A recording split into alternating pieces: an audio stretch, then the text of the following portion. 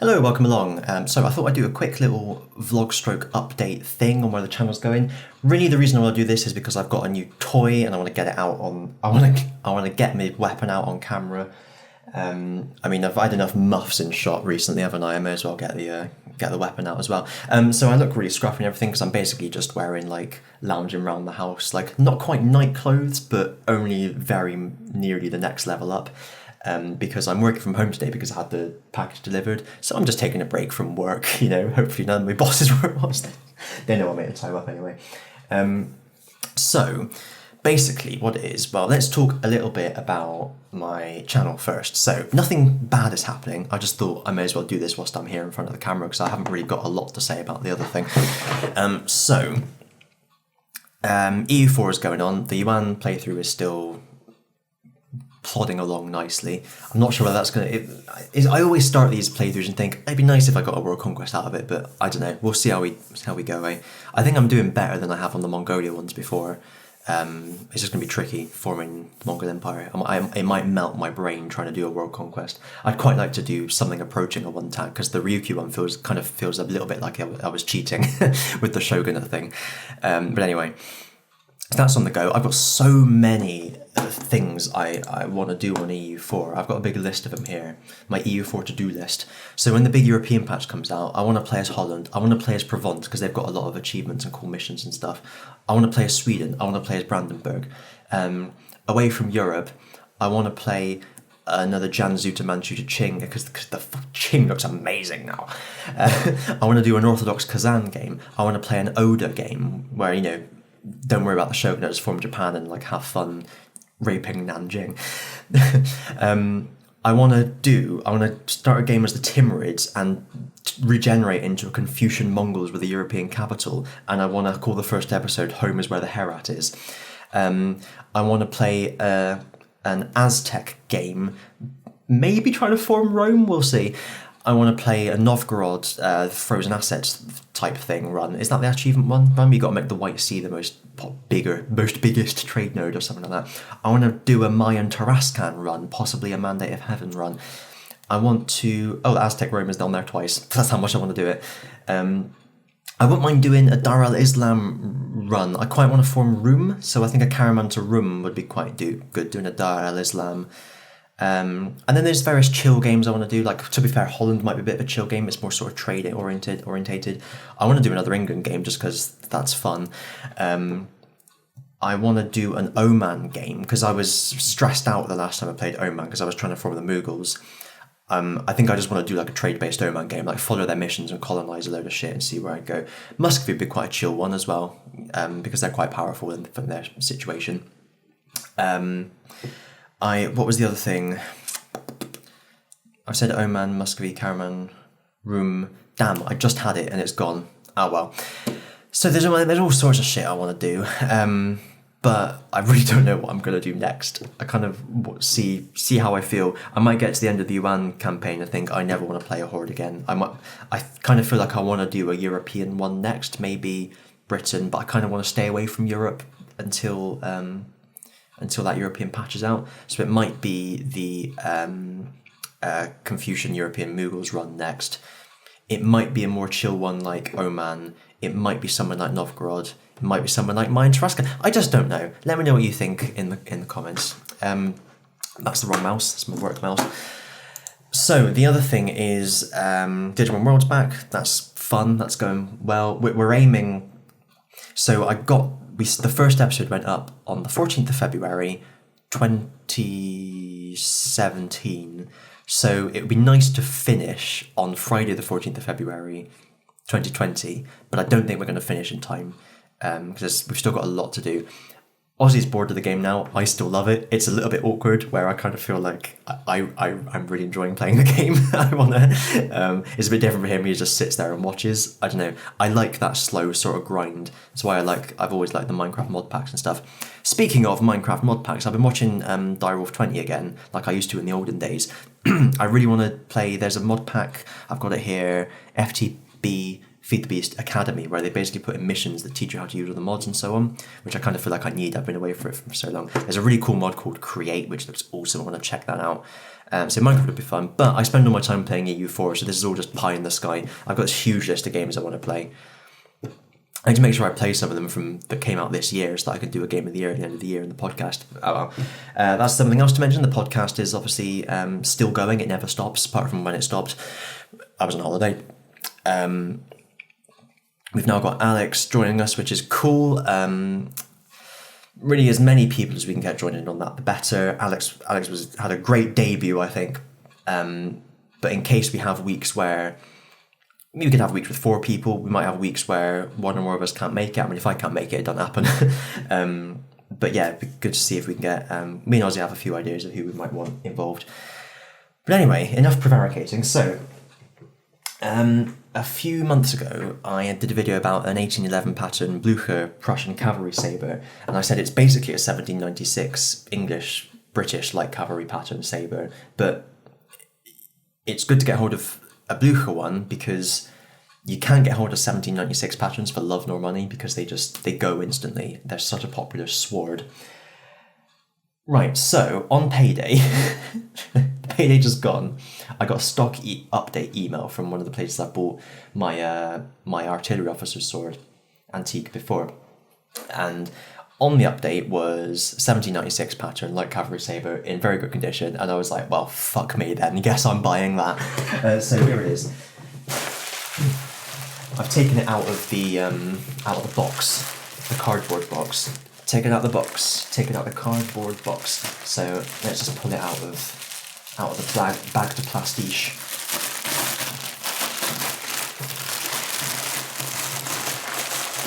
It's very, very well wrapped.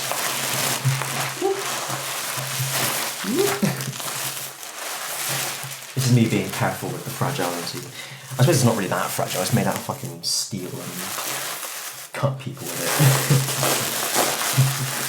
The really cool thing about having a 1796 pattern is that, you know, it was probably in the Napoleonic Wars, which is just kind of cool when you're into history. It's like this thing was like slicing people up on Waterloo or something.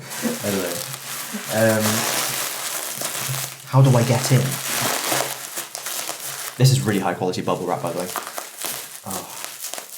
Oh yeah, that's the stuff. Right, anyway.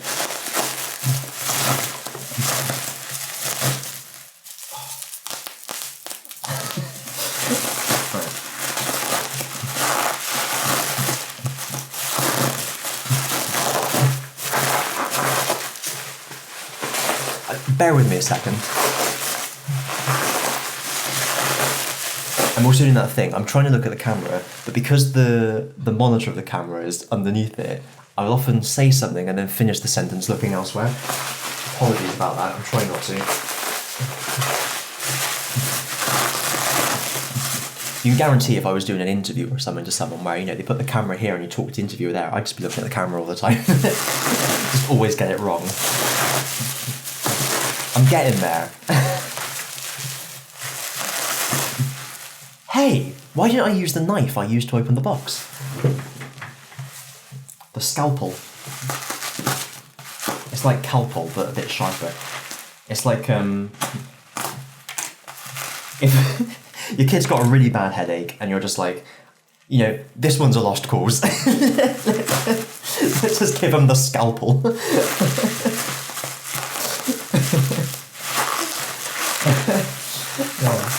I don't have kids. Right. Other side.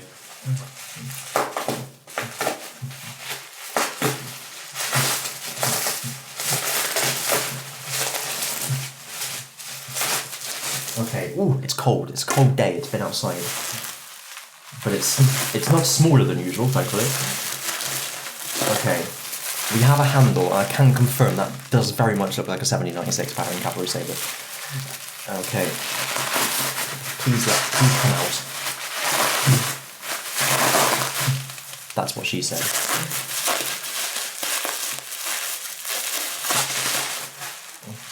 One I need to use more often, and I always forget about it until afterwards, is when you format it like as the actress said to the Archbishop, or, you know, as the choir boy said to the bishop. That's the... Please come out. Okay. Oh. This is one of the few swords I've got that isn't like oiled beforehand. Okay, it's out. Oh, look at that. That is nice. So, this is an original, whoever she is. So that obviously it's old, so it's a little bit damaged, a little bit sort of tarnished, but it's fucking cool. It does feel lighter than the Blucher. Let's get it out. That is, wow, that is supremely light. That's so good. Supremely. Wow, okay. So there's the blad. The light is shining on it, so you can't really see very well the sort of like aging on it, not because of the light, unfortunately, but wow, okay. Can you see the taper? Who knows? But that is cool. Right, now I never need to... Hi. I never need to buy another one again now. I've got everything I could ever want. That is... wow. Okay. So now I think I can tell that the Blucher... By the way, do you like my untreated ceiling? The Blucher was made to look like one of these. I don't think it actually was one of the blades repurposed, because I did wonder, it looked like some of the marks had been rubbed off, like the testing marks. I say this one's passed, and I didn't know whether it was one of the original Bluchers, whether they've taken a 1796 blade and put it on their own handle, or whether it was just like an imitation one from later. It looks like, having this in my hand, it seems like it was an imitation one from later, because this feels so different. Wow. Okay. Ah, cool. So I need to find out now when this is from. Unfortunately, oh, hang on. So I've got there's the maker, was Craven, and then there's just like the little proof mark, but I don't know when it's from. All I know is that it's a 1796 pattern. So it's from a period of about 25 years-ish from then. That's all we know. Holy fuck, that is a good sword. I can see why people like it. It's hard to really bring across on video because you're not holding it. It's when we need the like total immersion thing. Like, key me in, Holly. But it's like, I mean, it's not like it's not there. It obviously, you can, you know, it's not as light as like, you know, a fucking phone or something. It's, you know, it's but it's, compared to the other ones, you can tell it's very thin at the end. I'm not sure how well that comes across really. Here we are. So if I bring it, you can see how thick it is at the top, and then if I bring it down, deeper and down, that's actually turned sideways a bit now. There we are. You can see at the tip, it's basically, I mean, that's not thickness, that's me turning it by accident. So, wow. And there's the other end.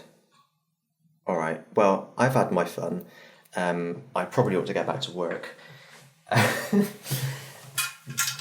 the scab? The scab is very, very, very, very good condition. Look at that. That's almost new. Just a bit bashed here and there. Sergeant bashed. That is gorgeous. Or if it's sharp. No, not at all. But I wouldn't expect it to be really. Right, cool. I'll give that a polish later.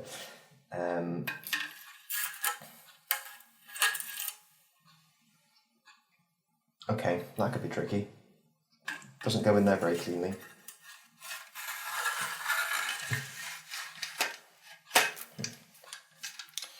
Awesome. Well, I can die happy.